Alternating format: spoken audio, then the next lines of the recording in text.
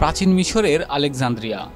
হাজার হাজার বছর আগে শহরটিতে ছিল তাক লাগানো সব প্রাসাদ আর মন্দির। সবচেয়ে নজরকাড়া ছিল ১৩০ মিটার লম্বা ফারসবাতি ঘর, যা প্রাচীন বিশ্বের সপ্তাশ্চর্যের একটি। এক ধরনের প্রমোদতরীর কথাও লিখে গেছেন ইতিহাসবিদেরা। এবার সেই প্রমোদতরীর ধ্বংসাবশেষের সন্ধান পাওয়া গেছে আলেকজান্দ্রিয়ার উপকূলে। প্রমোদতরীটি লম্বায় ৩৫ আর চওড়ায় ৭ মিটার। থাকত ২০ জনেরও বেশি মাল্লা। মাঝে একটি কক্ষ, সেটির নকশা ও কারুকাজে বিলাসিতার ছোঁয়া। মিশরের আন্তির হোদস দ্বীপের কাছে সমুদ্রের মাত্র ৭ মিটার গভীরে মাটি চাপা পড়েছিল প্রমোদতরীটি।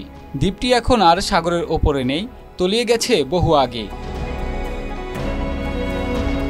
খ্রিস্টপূর্ব ২৯ থেকে ২৫ সালের মধ্যে আলেকজান্দ্রিয়া সফর করেছিলেন গ্রিক ইতিহাসবিদ স্ট্রাবো। ২০০০ বছর আগে তার একটি লেখায় এই প্রমোদতরীর কথা উঠে এসেছে। এছাড়া প্রাচীন নানা শিল্পকলাতেও এই প্রমোদতরীর প্রতিকৃতি দেখা গেছে। সাগরের তলদেশ থেকে প্রমোদতরীটি আবিষ্কার করেছে European institute for under water আর্কিওলজির একটি দল। তাদের নেতৃত্ব দিয়েছেন অধ্যাপক ফ্রাঙ্ক গডিও।